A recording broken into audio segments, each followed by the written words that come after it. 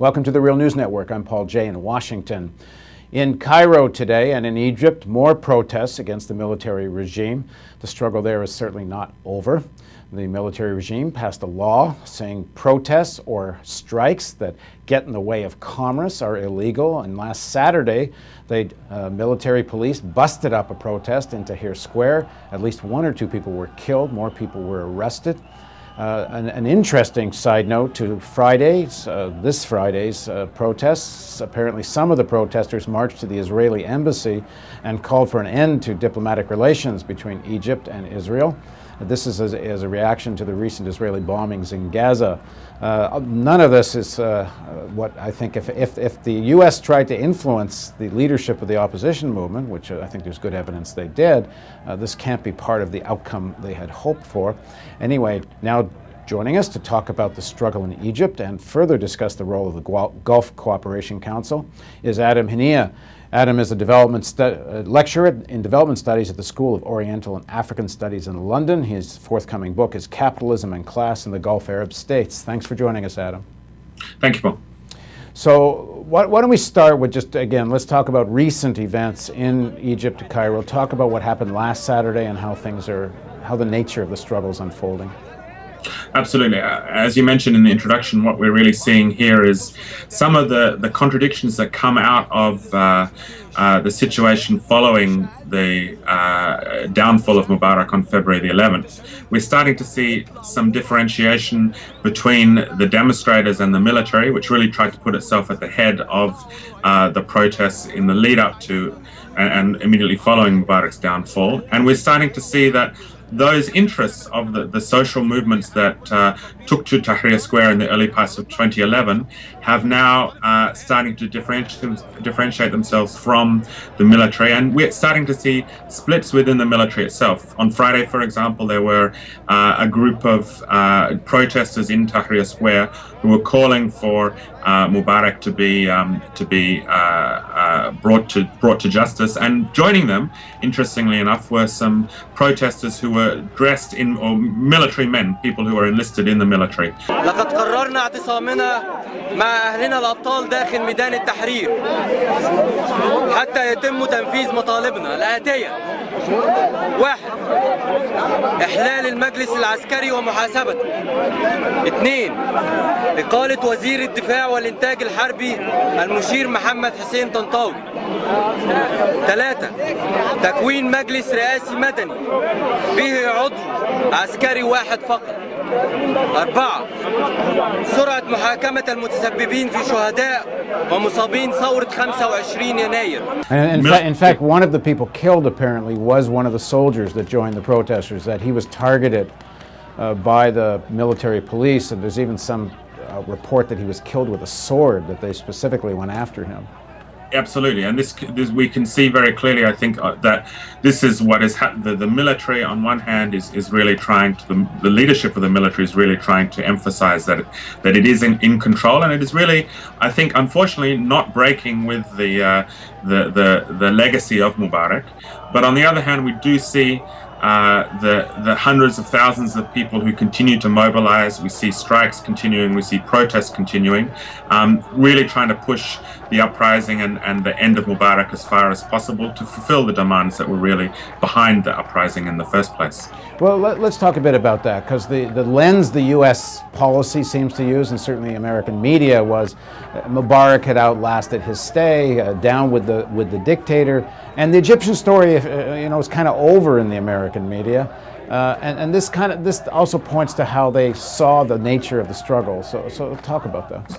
Well, absolutely, you're totally correct. I mean, and you could see in the first weeks of the demonstrations that took place in Egypt, an attempt by the American government and the European and most of the regimes in the Middle East to really demobilize, to weaken, to deflect the revolutionary impetus of the struggle itself. So while the demonstrators were out on the streets looking for answers not just to the question of democracy in Egypt, but also real social issues. Egypt has been a place of strikes and demonstrations for many years now, looking at improving the living conditions of Egyptian workers and the poor in Egypt.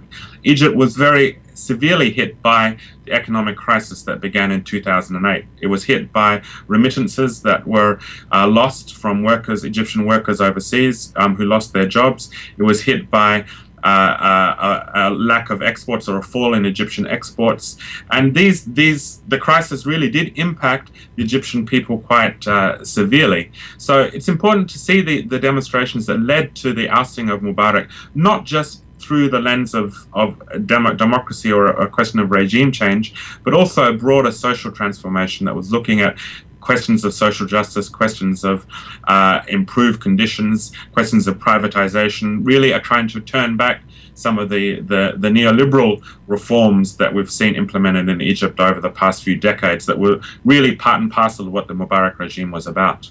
Well, for certainly a section of the protesters and the democracy movement there, the target was this dictator/crony capitalism. It was a whole class of people who had concentrated political power but enormous wealth in very few hands, and the struggle was about that. But focusing on Mubarak became a very broad-based united front of all kinds of classes. Now Mubarak's gone, the divisions are fracturing in many different ways. There was a report, and I'd be very interested in your take on what this means, of a debate that took place at the Egyptian Journalists Union, where some people apparently from the Journalists Union were critiquing the activists for calling for the resignation or firing of the new leader of the army, Field Marshal Tantawi. And they were saying by calling for his ouster, you're deflecting the focus on making Mubarak and his sons accountable, who are being held by Tantawi. Talk about what this means in terms of the form the class struggle is taking as they enter the next phase. Absolutely. I think the question really is this going to be a fundamental break with the regime and the class that ruled Egypt under Mubarak, or is it going to be a continuation of that regime with a new head, a new face, under the domination of the military? And unfortunately, what we can see is that the Egyptian military, the higher echelons of the Egyptian military, and it's important we don't see it as a homogenous bloc, but certainly the leadership of the Egyptian military is keen on preserving pretty much the status quo that existed prior to the downfall of Mubarak. And they're being supported in this very strongly by the US government. Let's not forget Clinton visited Egypt over the last couple of weeks. They've been supported in this by the European governments, the IMF, the World Bank, and the GCC, the Gulf states as well. So this is really the axis of the struggle. Is it going to be a fundamental transformation, or is it just going to be a face change? The end of Mubarak as a person, but a fundamental continuity of the regime. That's what we're seeing being played out in both Tahrir Square and the events on Friday, as well as the broader strikes and demonstrations that continue, and the attempts by the military to place laws in effect that will ban and prevent these demonstrations and strikes from occurring. And one of the interesting developments is the way the Muslim Brotherhood seems to be saying, if you give us some more space, we'll help you maintain the status quo. Of course, this contradiction is being played out in all of the political organizations, and the Muslim Brotherhood, which was not prominent in the first days of the uprising, seems to be, in the recent period, pretty much moving along with the military. But certainly within the ranks of the Muslim Brotherhood, particularly among the youth forces that are associated with the organization, there is discontent, and there is an attempt to try and move and push the uprising, the revolution, further than what it's received. But it's important to see that in the post-uprising period, there have been a range of new political forces that have emerged that are attempting to organize and regroup the left, and as well as new independent trade union forces, youth organizations, women's organizations that have arisen in the past few months. Now, what was the interest in the U.S. in all of this? There's not more than evidence. I think it's fairly conclusive now that some of the young people involved in some of the internet, Twittering, Facebook activity that certainly played a role in sparking this. I think maybe it's been overplayed from what I understand, because the trade unions and the workers particularly have been waging very fierce struggles for years leading up to this, but still it was a factor. What is the U.S. interest in this? Because they seem to have created a situation, or I should say facilitated creating a situation, where there's much more room for the workers to get organized, for a much more progressive student movement, young people's movement. Why would they want any of this? Well, I think the first point to make very clearly is that to try and call these uprisings in the Middle East, as which the mainstream media and the American government and some commentators have tried to do as some kind of Twitter revolution or Facebook revolution, is really to dismiss the hundreds of thousands of people that have come out onto the streets and really made these uprisings what they are. Of course, people will use whatever tools are available, and you know, no doubt new technologies have played an important role in the process. But at heart is the struggle of people themselves. It's the struggle of students, of workers, of poor people across the region for a transformation in the regimes, as well as the broader social transformation. So I think that's the first point to make. In terms of what the U.S. interests in this, I think the U.S. interests are pretty much unchanged from what they were prior to the uprisings, and that is they are looking for stable governments that they can be allied with, that will ensure U.S. interests across the broader Middle East. And really, this means that we need to see the U.S. interests from the perspective of the Gulf area in particular, the GCC states, which is really what drives, I think, U.S. foreign policy across the Middle East as a whole. So they're looking for a stable regimes, which in the context of the Middle East generally means military-backed regimes with which they can do business and with which will continue upholding their broader interests across the region as a whole. So let's talk about that a bit, because Saudi Arabia apparently has said to the U.S., there's been a lot of reports that the Americans bailed on Mubarak far too early. And I guess if you think the movement's coming anyway and there's enough anti-Mubarak sentiment in the country, it makes sense for the U.S. to make sure they've got their hand in both sides and make sure they come out of this kind of looking favorable to whoever won. But Saudi Arabia didn't like how quickly they bailed on Mubarak. On the other hand, Qatar and Al Jazeera, particularly, played an important role in the development of this movement. So how do all these interests play out? Well, I think the point that the U.S. from the very beginning was really looking at steering and preventing this from going too far.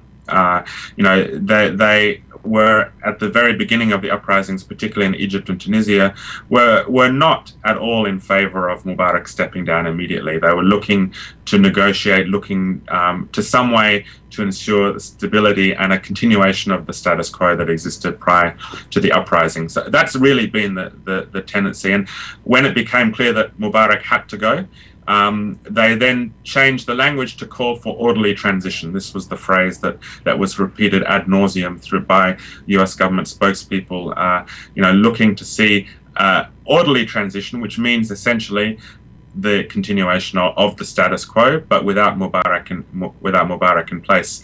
Now, the GCC states were, as you said, very much, particularly Saudi Arabia, very much in support of both Ben Ali and Mubarak. And in fact, Ben Ali, when he left, took up residence, and as far as I'm aware, is still in Saudi Arabia. This is Ben Ali from Tunisia, just in case anyone's not following. That's right, the dictator overthrown in Tunisia. Qatar needs to be seen in relation to Qatar's broader foreign policy objectives, and there's some jostling of influence within the Gulf itself between Saudi Arabia. I'll tell you what. Let's go to another segment, and we'll focus more on Qatar, their interest in what happened in Egypt, but we'll also talk about Qatar and the Gulf Cooperation Council and what's happening in Libya. So please join us for the next segment of our interview with Adam Hanieh.